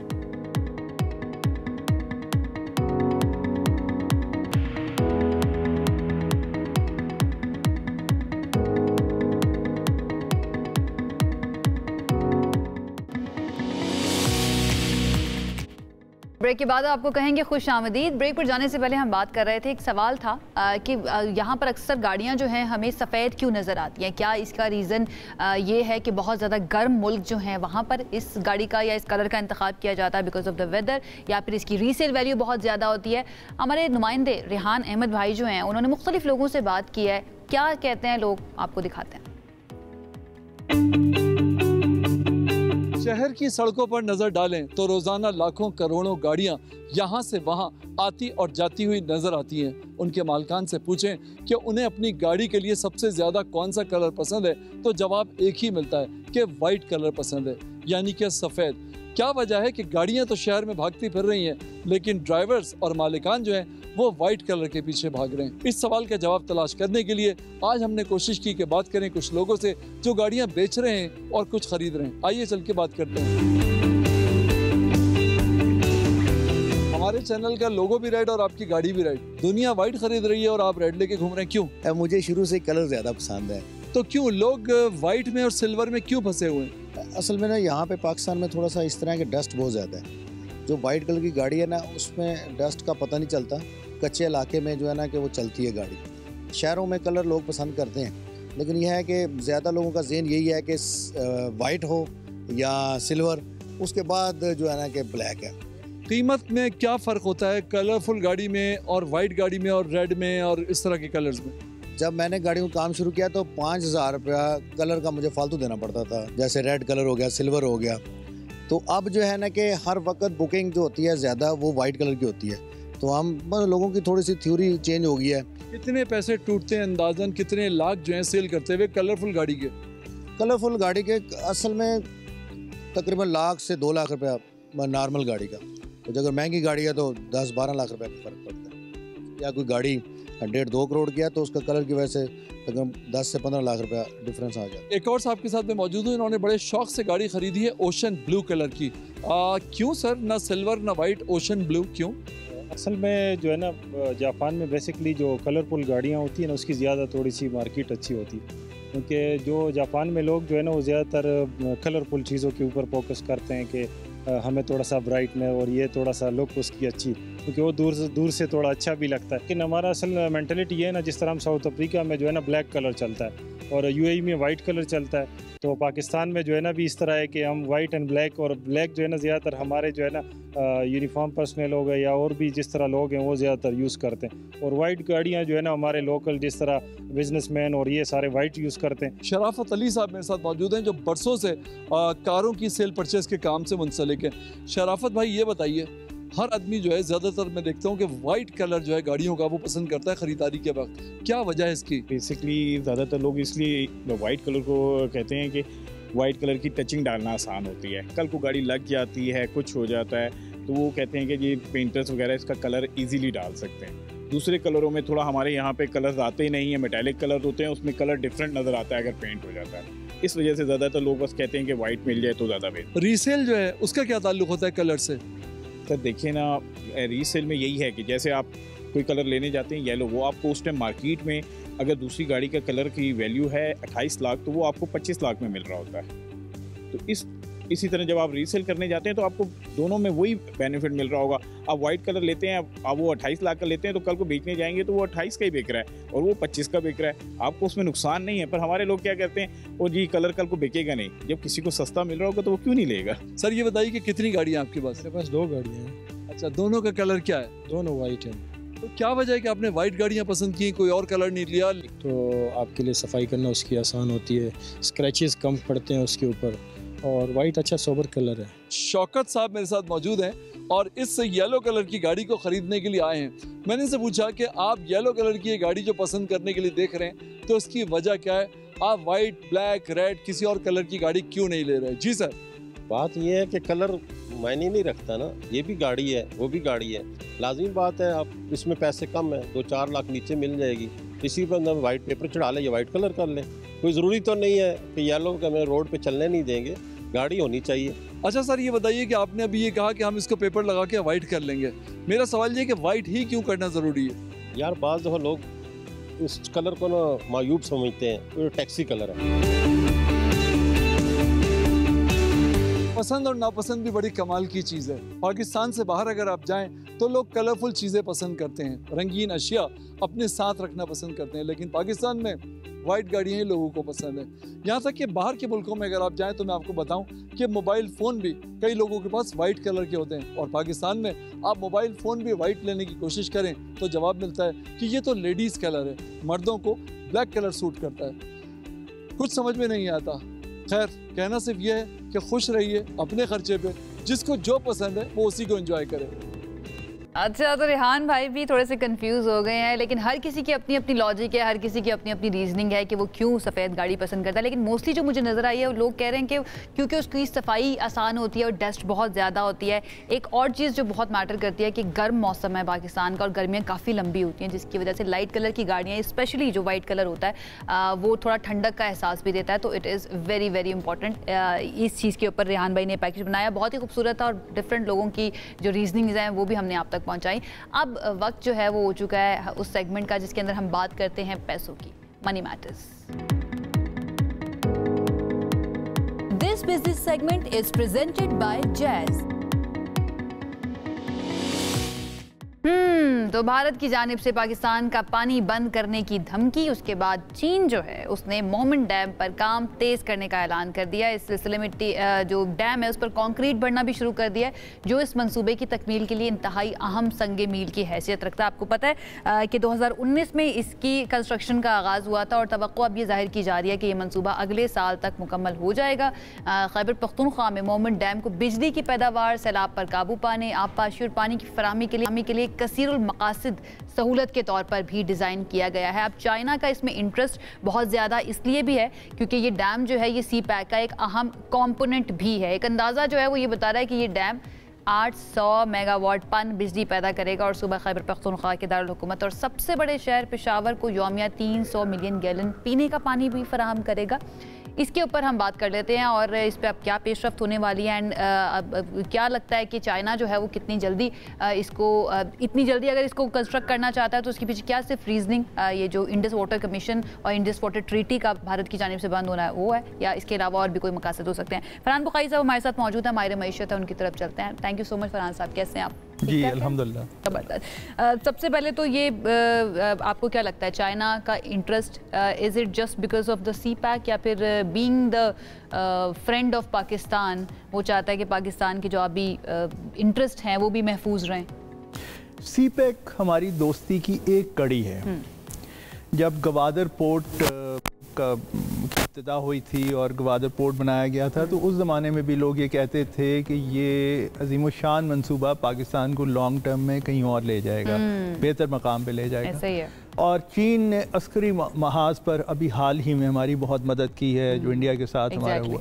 अब वो माशी महाज पर हमारी मदद करने चले हैं और ये एक बहुत अहम मंसूबा है क्योंकि हाइडल पे जितनी हमारी यानी इन्हिसार बढ़ता जाएगा तो जो महंगे फॉसिल फ्यूल्स हैं, तेल से जो चलते हैं जो प्लांट्स हैं, उन पे इन्हिसार कम होगा और इसलिए ये पाकिस्तान के लिए एक बहुत अहम प्रोजेक्ट है और पाकिस्तान को वाटर स्टोरेज की भी ज़रूरत है। ऐसा ही है, तो इस वजह से अब चाइना भी इसकी हेल्प करना चाहता है। अच्छा, क्या सिर्फ इसी महाज के ऊपर या अभी हमारे इंटरेस्ट जो हैं जितने उनके ऊपर ही चाइना बहुत ज़्यादा हमें हेल्प कर रहा है या इसके अलावा भारत के ऊपर भी कोई दबाव डाल सकता है? स्पेशली अगर हम इंडस वाटर ट्रीटी की बात करें, उसको रिवाइव करने के लिए चाइना के पास ऐसे ऑप्शंस मौजूद हैं कि भारत को फोर्सफुली कह सके कि उसको जो मुअत्तल किया इसको ख़त्म किया जाए? ब्रह्मपुत्र रिवर इंडिया का, भारत का एक बहुत अहम दरिया है जी। वो चीन से, तिब्बत से होके आता है। अपर राइपेरियन है जी। वहाँ पे चीन जो है वो अपर राइपेरियन स्टेट है, इंडिया लोअर राइपेरियन स्टेट है। अगर कल को इंडिया ने एक हद से ज़्यादा पाकिस्तान पे दबाव डाला तो चीनी जिस तरह हमारे साथ बिल्कुल मजबूत दीवार की तरह खड़े हुए, वो ब्रह्मपुत्र रिवर पे भी 2-4 अपने प्रोजेक्ट्स लॉन्च कर सकते हैं। और जितनी तेज़ी से चाइना अपने प्रोजेक्ट्स बनाता है, उनके पास पैसा भी है, उनकी मईशत भारत की मईशत से 5 गुना ज़्यादा बड़ी है। ऐसे ही है। चीन में उन्होंने गुर्बत मिटा दी है, तो ऑलमोस्ट सुपर पावर है मेरे ख्याल में। अब तो तस्लीम कर लेना चाहिए कि वो डिक्लेयर्ड नहीं है ना, डिक्लेयर्ड नहीं है, क्योंकि उन्होंने हमेशा तरक्की को, माशी तरक्की को तरजीह दी बनिस्बत जंग के, इसलिए वो इतने कामयाब हो गए। और ये हो सकता है, इसलिए भारत को बहुत सोच समझ के आगे बढ़ना पड़ेगा। फिर पाकिस्तान ने भी अब तो कह दिया है कि ये बिल्कुल इंडस वाटर ट्रीटी को सस्पेंड करने के नतीजे में पाकिस्तान का पानी रोकना एक तरह से पाकिस्तान के लिए ऐलान जंग होगा। ऐसे ही है। तो ऐसी सूरत हाल में मेरे ख्याल में भारत को एक दफ़ा नहीं बल्कि 100 दफ़ा सोच के बेहतर फैसला करना चाहिए। अब वो वहाँ पे जिस किस्म का उन पे भूत सवार है, मज़ीद मैं क्या कहूँ, तो वो समझ बूझ का फैसला कर लें, ये हमारी दुआ होनी चाहिए, लेकिन ना करें तो फिर हमें तैयार होना चाहिए। बिल्कुल ऐसे ही तैयार रहना चाहिए। अच्छा, ये मोहम्मद डैम अगर बन जाता है वक्त पर, इंशाल्लाह तामीर हो जाती है इसकी, 2026-27 इसका वक्त दिया गया। व्हाट डू यू थिंक, खुदा न खास्ता इंडस वाटर ट्रीटी को रिवाइव नहीं किया जाता, पानी बंद हो जाता है, तो क्या हम इतना पानी कंजर्व कर सकेंगे यहाँ पर कि पाकिस्तान के को ये मसले ना हो कि पानी ख़त्म हो गया? पाकिस्तान को अपने आबी ज़खायर पे मज़ीद काम करने की ज़रूरत है, और उसमें कई मंसूबे पाकिस्तान को बनाने पड़ेंगे। आबी ज़खायर को पाकिस्तान की बहुत बड़ी प्रायोरिटी बनाना पड़ेगा। जहाँ तक इंडस वाटर ट्रीटी की बात है, तो ये जो कानूनी माहिरीन हैं वो कहते हैं कि कोई एक मुल्क भी, दोनों में से कोई एक मुल्क भी इसे सस्पेंड नहीं कर सकता, इसे ख़त्म नहीं कर सकता। ऐसे ही है। तो अभी तो वो भी बहस बड़े अरसे तक चलेगी। और फिर ये जो रिवर्स का फ़्लो है, ये कोई मतलब कुछ चॉकलेट या टॉफ़ी कहीं किसी जगह पे शेल्फ पे तो पड़ी हुई नहीं कि उठा के और एक बच्चा ज़बरदस्ती कहे कि जी मैंने खानी है और वो खा ले और दूसरे को ना मिले।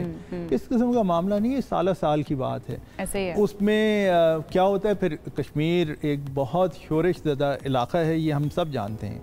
अब मैं हरगिज़ ये नहीं कह रहा कि पाकिस्तान ही वहाँ पे कुछ मुकाबलतन कुछ कराएगा, लेकिन कश्मीरी मुजाहिदीन DGISPR की जानिब से बड़ा इंपॉर्टेंट बयान आया। वो कहता है कि पानी बंद करने की कोशिश की गई तो फिर वो जवाब दिया जाएगा कि दहाइयों तक याद रखा जाएगा। अगेन हम जो बार बार बात कर रहे हैं कि थोड़ी बात को ही बड़ा समझ लेना ज़्यादा बेहतर है। अच्छा, इस कॉन्फ्लिक्ट के बाद स्पेशली इंडिया पाकिस्तान के, चाइना का कॉन्फिडेंस आपको लगता है कि पाकिस्तान के ऊपर और ज़्यादा बढ़ा है, एंड दैट्स वाई वो अपनी सपोर्ट जो है वो बहुत ज़्यादा बढ़ा भी रहा है, क्योंकि दुनिया को दिखाया है ना कि चाइनीज़ टेक्नोलॉजी को किस तरह से इम्प्लीमेंट किया जा सकता है, पाकिस्तान को उसका क्रेडिट जाता है। तो चाइना तो बहुत खुश है। आपको लगता है कि वो अपना सपोर्ट इंक्रीज भी कर रहा है पाकिस्तान के साथ? जी बिल्कुल, और पाकिस्तान भी बहुत खुश है। पाकिस्तान तो दोनों मुल्क इसमें इस सूरत हाल में खुश हैं। और फिर अब अगला जो इतलात आ चुकी हैं, बल्कि एयरफोर्स के भी कुछ अफसरान ने कंफर्म किया है कि जो अगला बैच फाइटर प्लेन्स का होगा, पहली दफ़ा जनूबी एशिया में स्टेल्थ फाइटर्स जो कि रेडार पे डिटेक्ट नहीं हो सकते, वो चीन से अब लेने हम चले हैं। तो ये बहुत बड़ी एक छलांग पाकिस्तान लगा रहा है, जो कि मेरे ख्याल में इस मार्के से पहले लोग पाकिस्तान से तवक्को नहीं रखते थे, लेकिन अब तो एक दुनिया बदल गई है। दुनिया बदल गई और दुनिया ने देख भी लिया। पाकिस्तान को मैं ये कह सकती हूँ कि एक नई पहचान जो है, एक नए तरीके से हम दुनिया के नक्शे के ऊपर सामने आए। अच्छा, इन द एंड अगर हम तारीख़ पर नज़र डालें, पाकिस्तान और चाइना की दोस्ती जो रही है, बड़े अच्छे ताल्लुकात हमेशा रहे हैं। ये ताल्लुकात आगे मज़ीद बेहतर होते जा रहे हैं और इंटरनेशनली डिफरेंट प्लेटफॉर्म्स के ऊपर हम चाइना को मज़ीद देखेंगे पाकिस्तान को सपोर्ट करते हुए, या फिर वहाँ पर वो हमें लगता है कि थोड़ा सा रखेंगे, अपने रिजर्व रखेंगे अपने जो सपोर्ट है पाकिस्तान के साथ? चाइना ने पाकिस्तान को बैनुल-अक़वामी सतह पर चीन ने हमेशा सपोर्ट किया है, और पाकिस्तान ने भी जिस तरह कहते हैं ना टेकिंग द क्यू, यानी वो डायरेक्शन सेम का तयन चाइना के रद्दमल के साथ किया है। जो चाइना कर रहा है बैन अवी सतह पे, पाकिस्तान ने उसी को अडॉप्ट किया है। चीन की और पाकिस्तान की फॉरेन पॉलिसीज़ और डिफेंस पॉलिसी, स्ट्रेटेजिक पॉलिसी में इतनी हम आहंगी है कि ये मुनफरिद हमारी तारीख़ का एक हिस्सा है कि हुकूमतें बदल गई, निज़ाम हुकूमत भी पाकिस्तान में बदला, लेकिन कभी इसमें तब्दीली नहीं आई। जी बिल्कुल। तो वो जो चीन में कहा जाता है ना आयरन ब्रदर्स, लोहे वाली दोस्ती, और जिस तरह से सपोर्ट किया गया है पाकिस्तान को इस इशू के ऊपर ख़ास तौर पर, और कुछ वीडियोस आपने भी देखी होंगी चाइना में पाकिस्तान की विक्ट्री को जितना ज़्यादा सेलिब्रेट किया गया है इस कॉन्फ्लिक्ट के अंदर, वो भी डेफिनेटनेटली काबिल जी बिल्कुल। और एक टिकटॉक वीडियो तो बहुत मशहूर हुआ। जी जी बिल्कुल बिल्कुल ऐसे ही है। बहुत शुक्रिया फरहान बुखारी साहब हमारे साथ मौजूद थे। चाइना जो है जी, वो कहते हैं चीन अपना यार है, इस पर जान निसार है। राइट नाउ तो चाइना जान निसार करने के लिए तैयार बैठा है पाकिस्तान के ऊपर, बट लेट्स सी यहाँ पर भी बहुत ही अक्लमंदी के साथ और बहुत ही अच्छे तरीके के साथ जैसा पाकिस्तान रिस्पॉन्सिबली बिहेव करता आया इस कॉन्फ्लिक्ट के दौरान भी, उससे पहले भी, उसके बाद भी, आई होप भारत की तरफ से भी हमें इसी तरह की कुछ अक्लमंदी और जिम्मेदारी नज़र आए और ये खित्ता जो है इसको मज़ीद आग में ना धकेला जाए।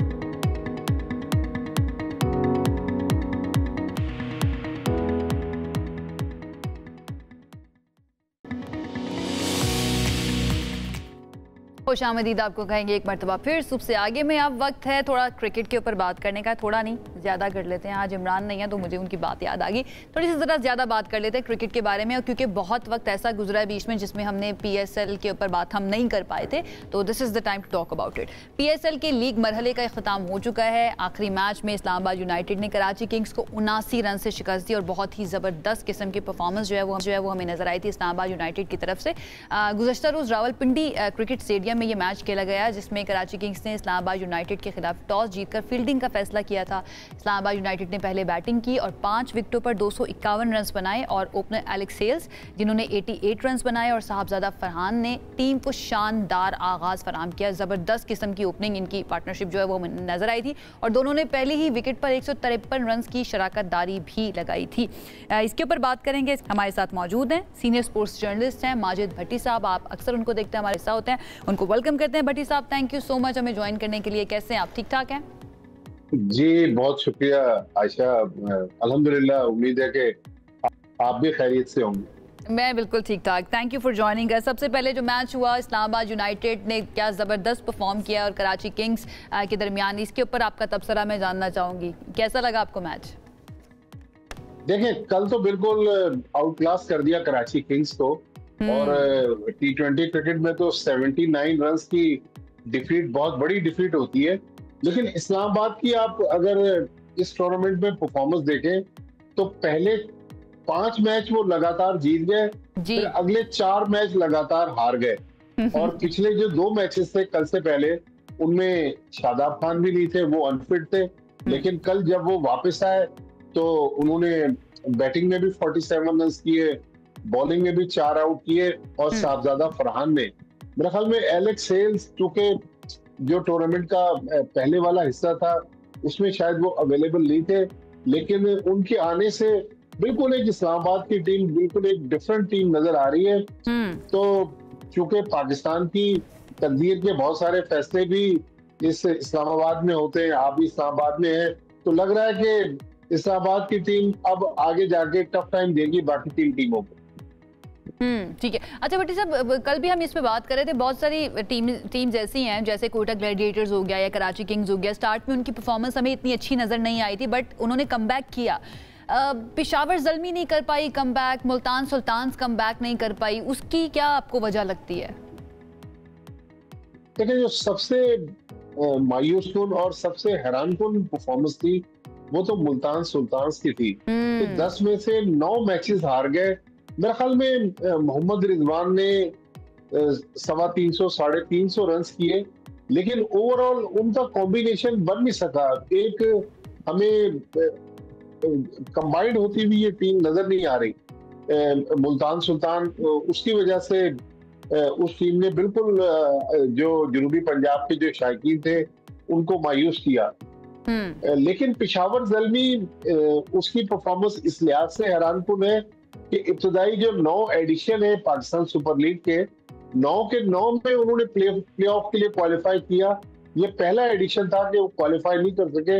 मेरे ख्याल में बाबर आजम की कप्तानी पर सवाल उठ रहे हैं। उन्होंने जो फैसले किए, खासतौर पर आखिरी 2 मैचेस में जिस तरह वो टॉस जीत कर पहले फील्डिंग करने गए, उस पर बहुत ज्यादा क्रिटिसिज्म हो रहा है। फिर वो इंडिविजुअल परफॉर्मेंसेस भी उनकी मिली जुली रही, 2 मैचेस उन्होंने जितवाए, लेकिन मेरे ख्याल में उनका कॉम्बिनेशन भी ऐसा नहीं था जिसको हम कहें कि टीमों को टफ टाइम देते। कभी वो बहुत अच्छा खेल रहे थे, कभी वो बहुत बुरा खेल रहे थे। कुछ उनके साथ फिटनेस के इश्यूज भी थे, कुछ उनके फॉरेन प्लेयर्स आ नहीं सके, कुछ वापस चले गए। तो ओवरऑल मुझे जो सबसे ज्यादा हैरत हुई और मायूसी भी हुई वो मुल्तान सुल्तान्स की परफॉर्मेंस से हुई। सही, जो कौम है, और मैं अपनी भी बात करूंगी, मुझे बहुत ज़्यादा जो मायूसी हुई वो ये कि बाबर आजम, हम ये एक्सपेक्ट कर रहे थे कि शायद उनका कम बैक हो जाए, अच्छा परफॉर्म कर लें, वो PSL के अंदर एक बहुत बड़ा चांस उनको मिलने वाला है। एंड देन साइम की अगर हम बात करें, वो भी इंजरी से वापस आए थे और उनसे भी बहुत ज़्यादा तवक्कुआत थी। ये दोनों एक ही टीम में होने के बावजूद पेशावर ज़ल्मी जिस तरह से आउट हो गई है, इस लीग स्टेज पर ही आउट हो गई है, व्हाट डू यू थिंक, क्या साइम जो है वो सही तरह से रिकवर नहीं कर पाए, जिसकी वजह से वो परफॉर्म नहीं कर पाए? और बाबर जो है, क्या अब उनके मोराल का भी मसला शुरू हो चुका है, जो एक कंसिस्टेंसी हमें नजर नहीं आ रही है या बेहतर नहीं हो रही है परफॉर्मेंस उनकी? देखिए, अगर 2024 के PSL में हम देखें तो साइम अयूब और बाबर आजम की जो ओपनिंग पार्टनरशिप थी उसने पेशावर ज़ल्मी को बहुत ज्यादा बूस्ट दिया, लेकिन इस बार साइम अयूब बिल्कुल ऑफ कलर नए रहे और खासतौर पर पिछले मैच में जिस तरह वो हिट विकेट हुए, मेरे ख्याल में इंटरनेशनल क्रिकेट में या बड़ी क्रिकेट में ये चीजें बहुत ज्यादा मैटर करती है, इन पे तवज्जो देने की जरूरत है। फिर साइम अयूब को मेरे ख्याल में शायद पिछले 1 साल के दौरान जितना फेम और पॉपुलैरिटी मिली उससे उनकी एक्सपेक्टेशंस बढ़ गई। मेरे ख्याल में जो एक्सपेक्टेशंस बढ़ी, तो अब हम देख रहे हैं कि साइम अयूब थोड़ा सा प्रेशर में नजर आ रहे हैं। बड़ा क्रिकेटर वही होता है जो अपने आप को प्रेशर में से निकाले। फिर बाबर आजम, हमने पिछली पाकिस्तान की जो सीरीज देखी उसमें बाबर आजम T20 सीरीज का पार्ट नहीं थे, और जो मेरी इत्तलात हैं अभी तक, कल का पता नहीं है कि बाबर आजम को जो पिछली मैनेजमेंट थी और सिलेक्शन कमेटी जो इस वक्त है, उसने अपने T20 प्लान में से बाबर आजम और रिजवान दोनों को बाहर निकाला हुआ है। अब बाबर आजम इस टूर्नामेंट में भी स्ट्रगल करते हुए नजर आए। हालांकि सेकंड लास्ट मैच में उन्होंने 93 रन बनाए, लेकिन 93 रन मैटर नहीं करते उस वक्त तक जब कि आपकी टीम न जीते। हालांकि क्रिकेट टीम गेम है, लेकिन बड़ा प्लेयर वही होता है जो सिंगल हैंडेडली अपनी टीम को मैच जितवा दे। हमारे पाकिस्तान की आप हिस्ट्री देख लें, इंजमाम उल हक, यूनुस खान, जावेद मियांदाद, ये वो नाम है जो अपनी परफॉर्मेंसेस और मैच विनिंग परफॉर्मेंसेस की वजह से जाने जाते थे। लेकिन बाबर आजम बहुत बड़ा दुनिया का नाम, लेकिन उनकी जो मैच फिनिश करने की सलाहियत है उस पर अब लोग सवाल उठा रहे हैं, और मुझे लग रहा है कि बाबर आजम भी थोड़ा बहुत अब प्रेशर में नजर आ रहे हैं। बहुत शुक्रिया। भट्टी साहब हमारे साथ मौजूद थे, माजिद भट्ट स्पोर्ट्स जर्नलिस्ट, अपना तज्जिया पेश कर रहे थे PSL के बारे में। अब एक ब्रेक की तरफ जाते हैं, साथ रहिए जी। Welcome back. आपको कहेंगे खैबर पख्तूनख्वा से खबर आई है, और वक्त क्योंकि शो का ख़त्म होने वाला है तो जल्दी से हमने सोचा कि इसके ऊपर भी ज़रा बात करी जाए, because it's very important. Khyber Pakhtunkhwa के मुख्तलिफ स्कूल्स जो हैं वहाँ पर निसाबी कुतुब की कमी के बारे में पता चला है कि वहाँ पर कमी हो चुकी है। हुकूमत की जानिब से तो दावा किया जा रहा है कि यहाँ पर किताबें मुफ्त में मौजूद हैं, लेकिन स्टूडेंट्स कुछ और कह रहे हैं, टीचर्स कुछ और कह रहे हैं। अब ये सारी कहानी मिनाहिल अरशद हमारे साथ मौजूद है, उनकी तरफ चलते हैं, उनसे जान लेते हैं। मिनाहिल, हकाइक है क्या?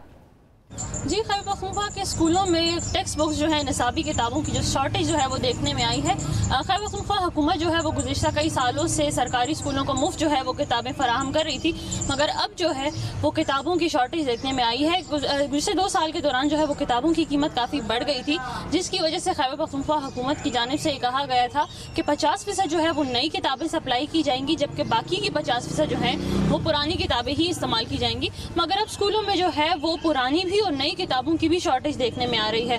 टेक्स्ट बुक बोर्ड जो है उनकी जानिब से ये कहा गया है कि उन्होंने खैबर पख्तूनख्वा हुकूमत का जो है वो 100% टेक्स्ट बुक्स का ऑर्डर मुकम्मल कर दिया है और तमाम जो किताबें हैं वो डिलीवर कर दी गई हैं। मगर स्कूलों में अब भी असातिज़ा और बच्चों को जो है वो मुश्किलात का सामना है, क्योंकि स्कूलों में किताबें पूरी तरह जो है वो सप्लाई नहीं की जा रही। दूसरी जानिब अगर हम देखें यहाँ पे पेशावर की मुख्तलिफ मार्केटों में जो है वो टेक्स्ट बुक बोर्ड की किताबें जिन पर नॉट फॉर सेल की स्टैम्प भी लगाई गई है वो यहाँ मुख्तलिफ मार्केटों में फ़रोख्त की जा रही हैं। इस पर जो मार्केट में दुकानदार है उनका ये कहना है कि मुख्तलिफ लोग आके उनको ये किताबें फ़रोख्त कर जाते हैं और फिर वो ये किताबें जो है वो अपनी दुकानों पर भी बेचते हैं। खैबर पख्तूनख्वा हुकूमत जो है उनकी जानिब से स्कूलों में बच्चों को पूरी तरह जो है वो किताबें इस वक्त फराहम नहीं की जा रही, जिसकी वजह से बच्चों को भी और साथ ही असातिज़ा को भी काफ़ी मुश्किलात का सामना है। Somebody needs to investigate। Khyber Pakhtunkhwa government आपकी तरफ से जो दावे किए जा रहे हैं वो सही नहीं है। स्कूल के बच्चों को, टीचर्स को किताबें नहीं मिल रही हैं, तो इसको चेक करवाना बहुत ज़्यादा ज़रूरी है, इन्वेस्टिगेट करवाना बहुत ज़्यादा ज़रूरी है, क्योंकि ज़मीनी हक़ाइक़ जो है ना वो कुछ और बताए जा रहे हैं। खैर जी, इसके साथ ही वक्त हमारे प्रोग्राम का हो चुका है ख़त्म। इंशाअल्लाह आपसे करेंगे दोबारा मुलाकात। अपना बहुत ख्याल रखिए। अल्लाह हाफ़िज़।